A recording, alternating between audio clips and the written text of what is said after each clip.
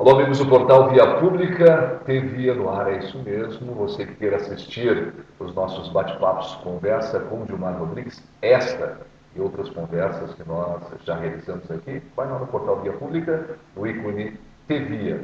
Esta conversa que você está assistindo agora, que é inédita, e as outras, as quais nós já conversamos aqui no nosso bate-papo. Conversas com Gilmar Rodrigues. Toda semana tem uma informação importante, discussão importante de temas de interesse na nossa comunidade. Semana passada eu utilizei o espaço solo aqui para falar da importância das eleições e do nosso papel enquanto eleitor em decidir, escolher os rumos da nossa cidade.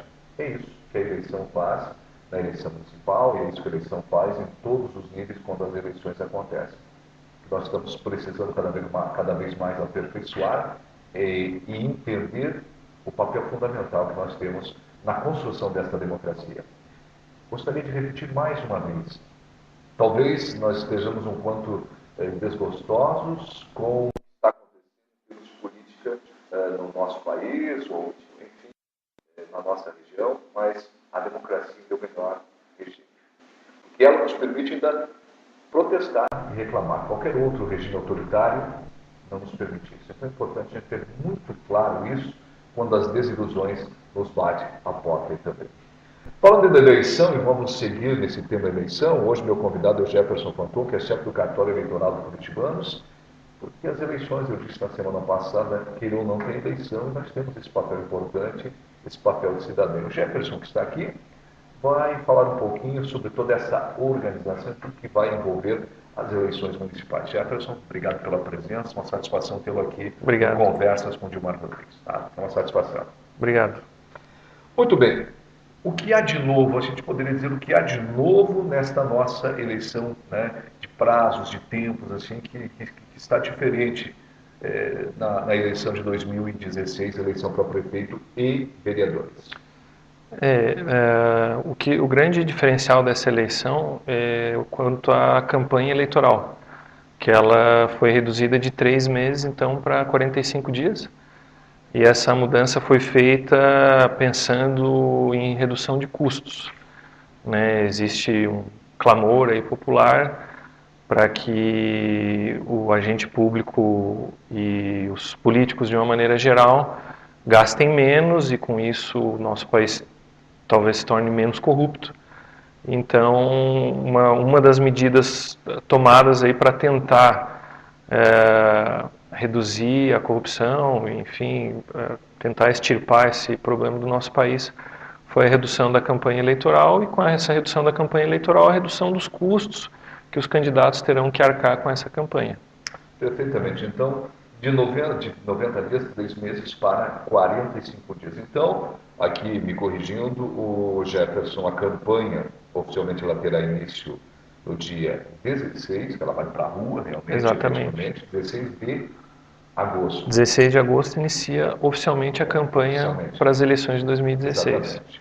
E até o dia 1º de outubro, né, que é a véspera da eleição, até as 22 horas esse é o tempo, né? Exatamente. Na véspera da eleição, a propaganda ela sofre algumas restrições, né, mas até as 22 horas, então, regra geral, são permitidas a distribuição de material de propaganda, carreatas, passeatas e comícios.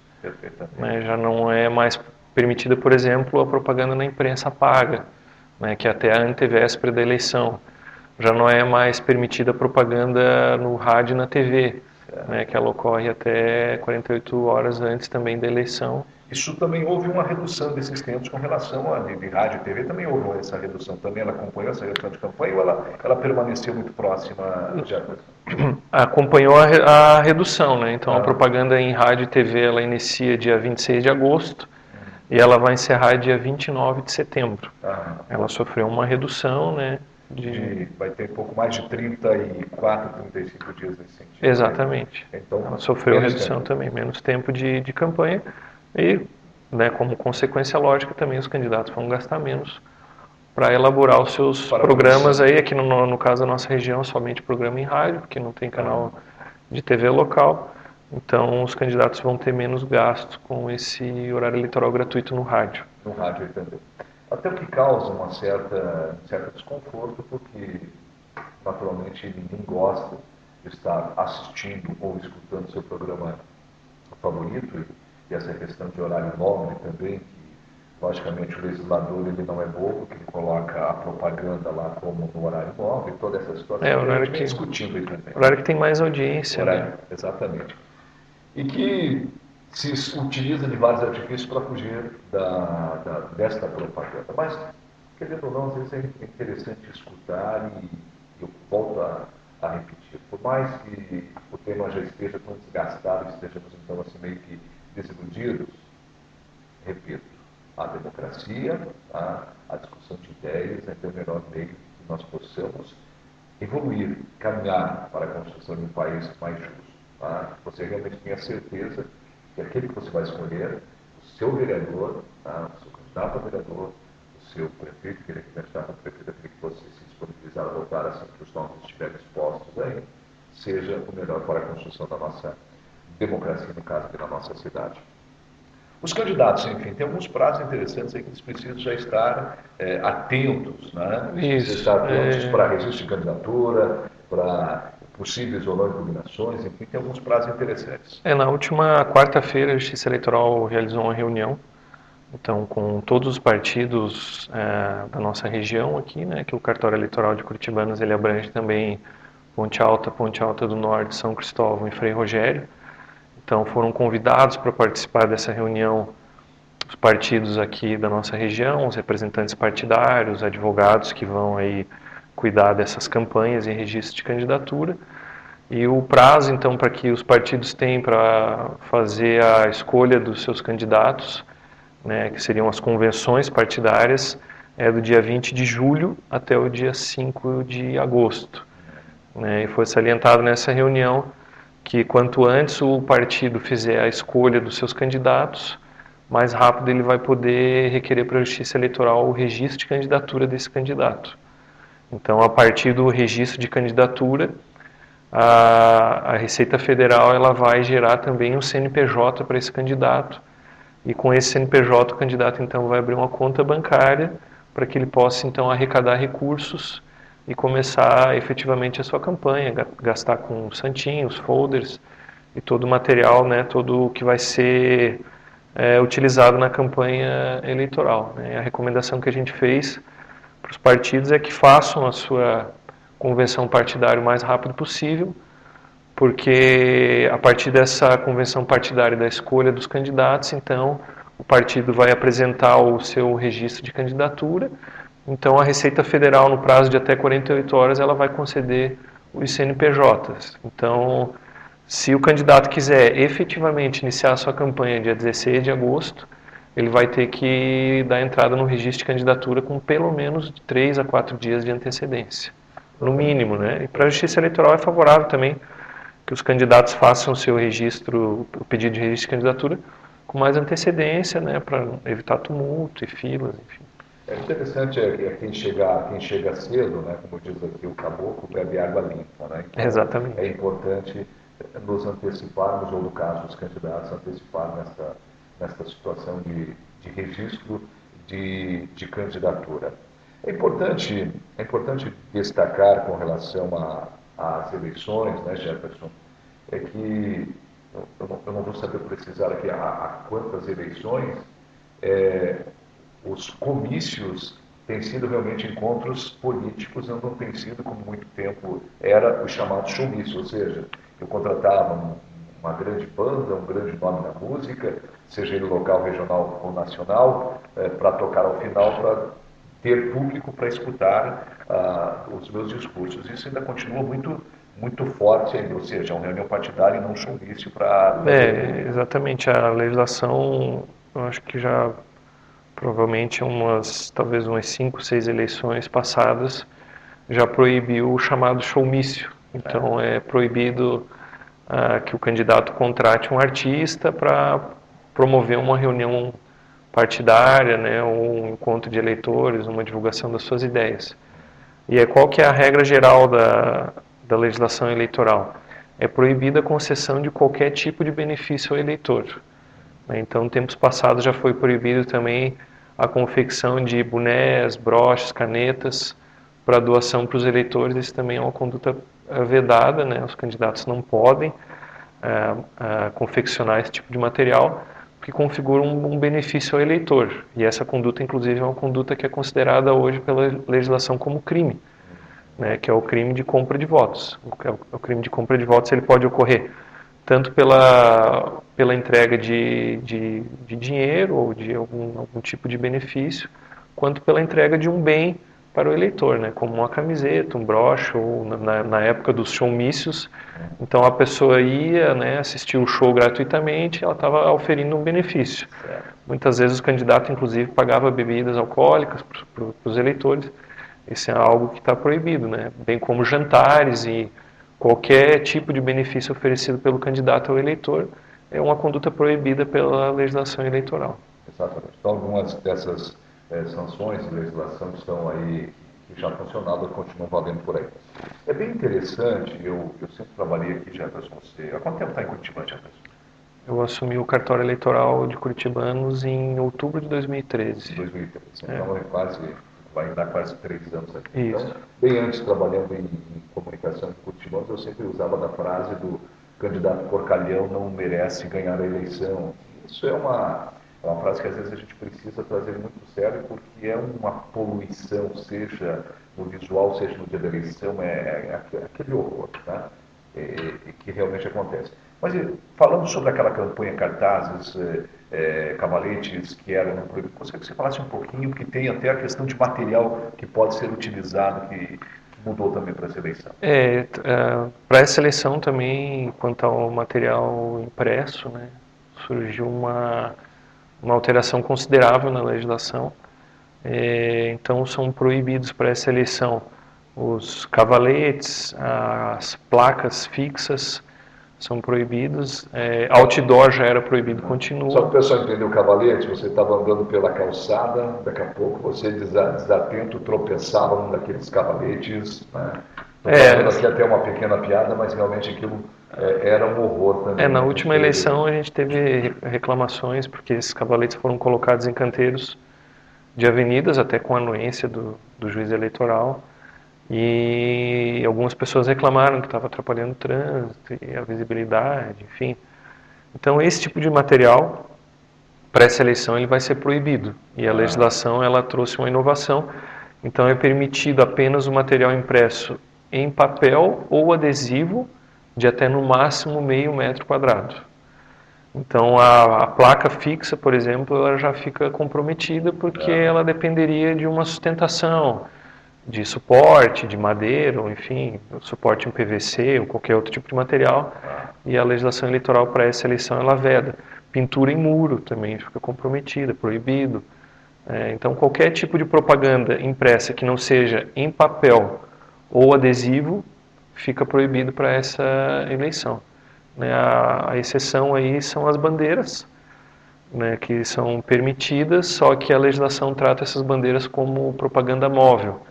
Então o candidato ele tem que utilizar esse material apenas das 6 da manhã até as 22 horas e depois retirar esse material. Ou seja, então é bem possível que nós tenhamos então assim aquelas bandeiras com uma base forte, né, firme, sendo distribuída também. Isso vai ser possível, de repente, pelas avenidas ou tem alguma coisa nesse sentido? A bandeira mais comum é que o candidato vai remunerar pessoas para ficar em determinados locais.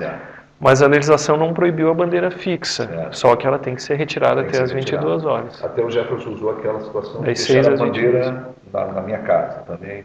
Fala um pouquinho sobre aquilo. A legislação não traz a vedação quanto a manter a bandeira em um local fixo.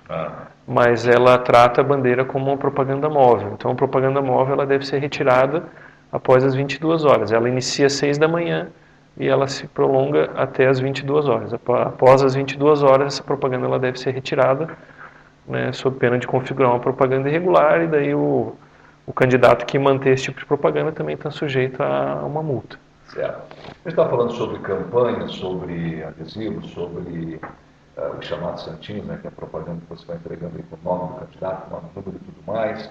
A propaganda do rádio, que vai começar dia 26 de agosto. 26 de agosto, né, que também terá esse tempo reduzido. Isso. A questão de de rádio, de jornal que vai, enfim, poder cobrar por estar colocando ali essa propaganda do candidato. Mas é importante falar com relação à internet, tá? E como vai funcionar isso, até para que o próprio candidato fique atento, que as coligações, lógico, nas orientações, e também o eleitor possa ser um fiscal, né, com relação a isso. A propaganda da internet, nós estamos liberados, ou seja, pode, como é que pode, como isso acontece? A propaganda eleitoral na internet, ela é permitida desde que não seja paga. Né? Então, o que é isso, permitido desde não ser pago? Então, eu tenho a minha rede social, eu posso estar ali falando sobre as minhas propostas sem problema e nenhum. compartilhando com toda a minha rede, com todos os meus amigos, que vão compartilhar com seus amigos, enfim. Não tem problema nenhum. O que vai acontecer e o que não pode lá nessa rede social? Então, vamos supor, por exemplo, algumas redes sociais elas oferecem uma ferramenta digamos que vai impulsionar uma determinada publicação de forma paga, né? Então o candidato, vamos supor, ele publica na sua página ou na sua rede social uma determinada propaganda e ele vai lá e paga o site para que aquela propaganda seja disponibilizada para amigos de amigos ou até amigos dos amigos dos amigos, né? Para dar uma dimensão maior para a sua propaganda. Essa conduta é proibida porque ela é uma conduta paga. Aquilo que for feito gratuitamente, o candidato postou algo na sua página e os amigos compartilharam, sem problema nenhum, porque não é uma propaganda paga. Mas se houver qualquer espécie de remuneração, aí ela se torna uma propaganda proibida e o candidato está sujeito também a receber uma multa e a propaganda ser retirada do ar. E lembrando também que os candidatos eles devem comunicar à Justiça Eleitoral os endereços aonde eles vão divulgar as propagandas na internet. Então é permitido também manter um endereço de internet. Aí alguns vão perguntar, mas a hospedagem do site às vezes ela é paga. Quanto à hospedagem e à manutenção do site não tem problema que seja pago. O que há problema é a propaganda em si ser paga. O site não tem problema. Pagar então para ter essa propaganda. Exatamente. Quem vai criar suas fanpages, as suas páginas, exatamente. Internet, no caso dos partidos. A página paga é que ela é de qualquer espécie de propaganda paga, ela é vedada pela legislação eleitoral. Então o candidato não pode utilizar essa ferramenta. Eu posso estar recebendo e-mails com propaganda de candidato? Como funciona isso? Pode receber e-mails. O que não pode é o candidato comprar um banco de dados de e-mail. Então, aquela empresa de publicidade, por exemplo, ela tem lá um banco de dados com 500 e-mails aqui da região, 1000, enfim, a quantidade que for. É proibido que o candidato compre essa informação mas vamos imaginar que o candidato, então, ele possua uma rede de contatos dele próprio, que não é uma rede paga, e ele resolve enviar e-mails para determinados eleitores dos quais ele já conhecia o endereço eletrônico. Tranquilamente, sem problema, mas ele deve oferecer uma ferramenta para que o eleitor cancele o recebimento desses e-mails com propaganda. Então, o candidato enviou um e-mail para você, por exemplo, e você não quer mais receber aquela propaganda. Ele deve disponibilizar um mecanismo de descadastramento. É assim que a legislação trata. Se você não quiser mais receber essa mensagem... clique aqui, ou envie um e-mail de resposta, enfim. E-mail de resposta nesse sentido também. E daí, se houver um e-mail irregular, que o eleitor pediu o seu descadastramento, aí o candidato vai ser penalizado uma multa de R$100 por e-mail enviado de forma irregular. É também bastante comum e aconteceu de você atender uma ligação e aqui é o candidato fulano de tal, estou colocando à disposição. Isso também continua? Como ficou isso? A propaganda por telemarketing, que existia nas eleições. E para prefeito, me recordo, não sei se para prefeito era permitido, de 2012. Para essa eleição, essa conduta também é vedada, o candidato não pode mais utilizar esse recurso de telemarketing pago, então ele fica proibido também. Fica proibido também. Eu escutei ao longo dos últimos anos, 2 anos, enfim, quando já se discutia as eleições, onde os candidatos, aqueles raposas, vamos chamar as raposas velhas, como diria um cronista aí, as raposas felpudas, que já tem assim várias eleições, e cada vez mais se fechou esse cerco, tá, com relação à campanha e às fraudes que acontecem na campanha. Isso, além da lei, mas é uma questão cultural, né? Nós precisamos evoluir em termos de educação, né? De respeitar as regras, não te parece, Jefferson? Eu entrei na Justiça Eleitoral em 2008, então já são 8 anos trabalhando aí com eleições, e a gente observa que qual é o pensamento, principalmente das comunidades mais carentes. A eleição é uma oportunidade para mim receber algum tipo de benefício do candidato. Um benefício que eu me refiro, um benefício direto. Então, o que muitos eleitores querem? É um cascalho na sua rua, é que o candidato pague a conta do mercado daquele mês, quite o IPVA do carro, pague uma parcela da casa ou do veículo financiado do eleitor. Né? E esse é o grande problema, eu acho, da sociedade como um todo, não só do político. Porque como que inicia a corrupção? A corrupção ela inicia pelo comportamento das pessoas.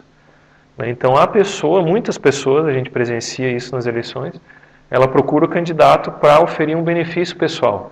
Eu quero para minha família votar em você, eu quero R$500. Ou quero um óculos para o meu filho. Ou, em tempos passados a gente via até dentadura, né? Então o cidadão oferecia dentadura para quem não tinha dente e tal.